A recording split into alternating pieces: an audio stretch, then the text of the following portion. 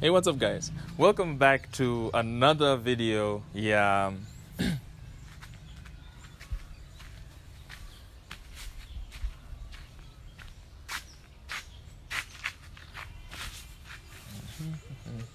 So kwenye video ya leo, we're going to explore something ambacho tulifanya kwenye one of our first episodes, and that is taking a concept from a book alafu tunai review. Kitabu ambacho tutakuwa tunakiongelea leo is something by Ferris. Kinaitwa a 4-hour work week. That's right. The book is called The 4-Hour Work Week. And I advise you kwamba unaweza kama if you have the time na you dare to do so, nenda kakisome. Lakini it's the very first book ambayo nilikisoma nikahisi kwamba the author didn't just stop at giving concepts, lakini went on to actually show how these concepts worked for him.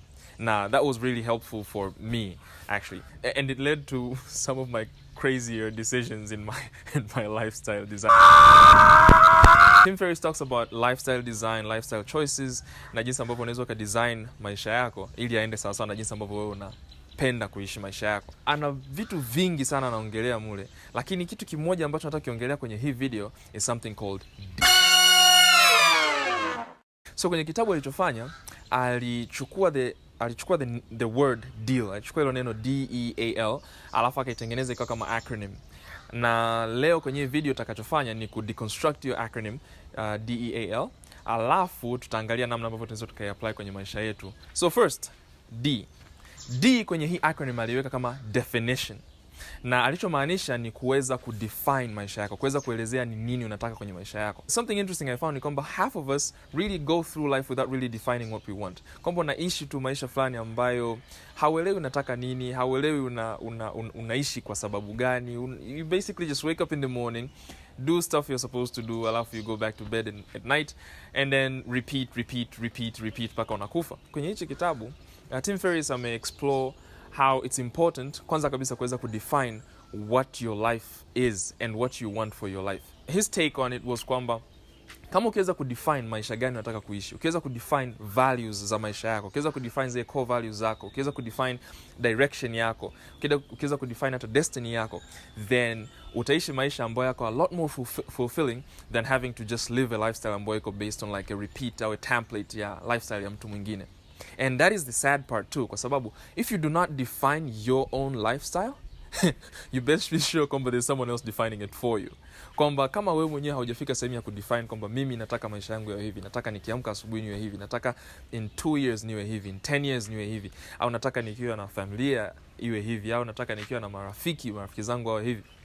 If you can't define that, then there's someone else out there ambaye ana define maisha yake na anakuincorporate wewe kwenye kuyaisha hayo maisha yake. So you best be careful if you have not yet defined your lifestyle. Okay, so the second part ni E. And kwenye E, aliweka kama eliminate. Now, some of you are going to hate me on this. Bear with me. So this elimination process ina involve kwanza kabisa ku identify ni vitu gani kwenye maisha yako ambavyo hauvihitaji. So in the last video ambayo tuliongelea time, tuliongelea ile the Eisenhower matrix, and one of the things ambazo tuliongelea ni ile quadrant 1, quadrant 3 na quadrant 4 ambako you have either you're doing in your lifestyle is full of things ambazo ni urgent and important, urgent but not important, after not urgent and not important. Those things tulisema kwamba you have to be very, very careful with. Kwa hiyo kwenye eliminate is actually taking action on those things ambazo you know either are not working for you, like they're not important and they're not urgent, or they're just urgent lakini they're not important in your life. Kwa hiyo elimination ni the process ambao unapitia every single sector ya maisha yako. So you're looking at your social lifestyle, kwamba how many friends do you have? Do you really need that many friends? Do you need to add more? Do you need to eliminate some of them? Unaenda kwenye your economic lifestyle, kwamba okay, ni vitu gani vinakuingizia kwenye maisha yako ya uchumi au kwenye uchumi wa maisha yako, vitu gani vinakuingizia faida, vitu gani ni hasara kwako, and then you go and eliminate all those things ambazo ni unnecessary. Now, these are the parts ambazo friends hate each other, au unafika mpaka kwenye familia zina break up just because I had to eliminate you. No, that's why I'm saying kwamba you'll have to hate me on that one. Lakini it's the book. It's a book. Take it with a grain of salt. Kwa hiyo this elimination process inaenda all the way to even like your thought process, how you think. Are there things ambazo inabidi uzi eliminate au things ambazo unazifanya kwenye routine yako ambavyo ni counterproductive? So I don't know if you know this, lakini kwenye economics is something called diminishing returns, and I advise you endo kaifuatilie a concept. And basically what it means ni kwamba when you put resources into something, when you put resources into a project or into an activity, with time hizo resources zitakuwa zinaongeza activity au zinaongeza production ya hiyo project. Itafika wakati ambapo the more resources you add zina negative impact on the actual final outcome. Kwa hiyo you have to be careful about how much you put into something, and you have to be able to identify kwamba okay, nadhani hapa nimefika kwenye that mark ya diminishing returns, and kwenda forward I'll only be getting negative results, and so I have to start eliminating. Finally, kwenye concept ya elimination aliongelea pia the concept of the 80-20 rule, kwamba 80% of your profits actually come from 20% of your inputs, and that actually works both ways, kwa sababu it also means kwamba 80% of your problems are actually caused by only 20% of the sources. Kwa utakuta kwamba labda 80% of your bad moods are caused by 20% of the people you know, and the larger majority labda ndio ambao nani.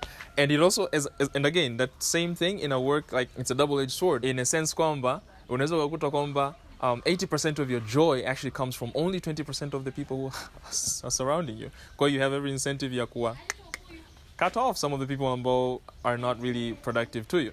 Now, this is not to say kwamba you should not network. This is not to say kwamba you should not reach out to more people, connect, and do so mindfully. Lakini when you're doing it, just make sure kwamba you're not going kwenye hiyo field of diminishing returns. So the third one, A yenyewe ina stand for automation. And what he talked about in the book ni kwamba you should reach a place ambayo you can automate some of the things ambazo ni recursive, things ambazo unazifanya every single day. Mfano wake mbona ulikuwa a bit extreme, things like going to work. Akasema kwamba kama wewe kwenda kazini every single day inaweza ikawa automated. Kama unaweza usiende kazini after na ukawa unaweza kuongeza output, then by all means automate that process. Kwa unatafuta namna ya ku-automate your income, unatafuta namna ya ku-automate things ambazo unaziona kwamba ni redundant. And finally, the fruits of going through this list is actually number 4, ambayo ni liberation. So the whole idea hapa is actually time. Now we've talked about time. We've talked about how it's the one resource ambayo wote tumepewa the same across the board. Now, yeye point yake, Tim Ferris wakati anaongelea hii concept ya deal kwenye kitabu chake, alimention kwamba the new rich are actually people who have time.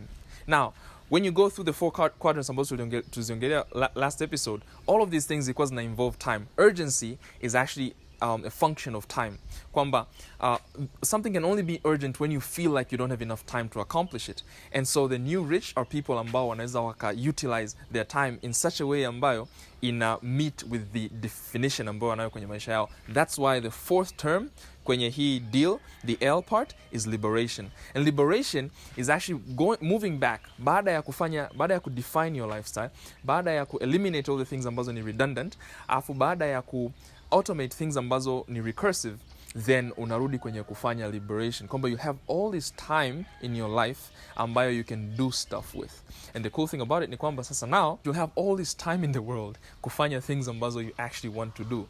Kwa hiyo you revisit the definition, alafu tena unaangalia hivi, what did I define my lifestyle to be like? Alafu unaangalia whether or not it's possible to actually do those things in this new time ambayo umeipata.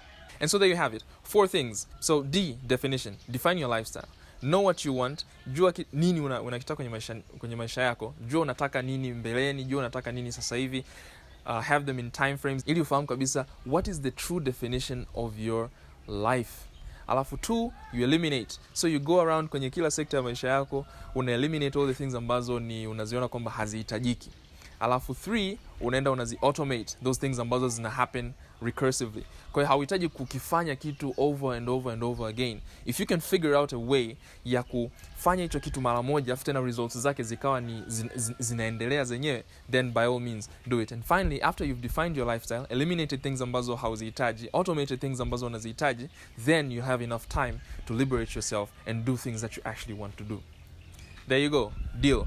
Tim Ferris's 4-hour work week. Nenda kakisome. Tell me all about it in the comments. Like, share, subscribe. Until the next video. Peace.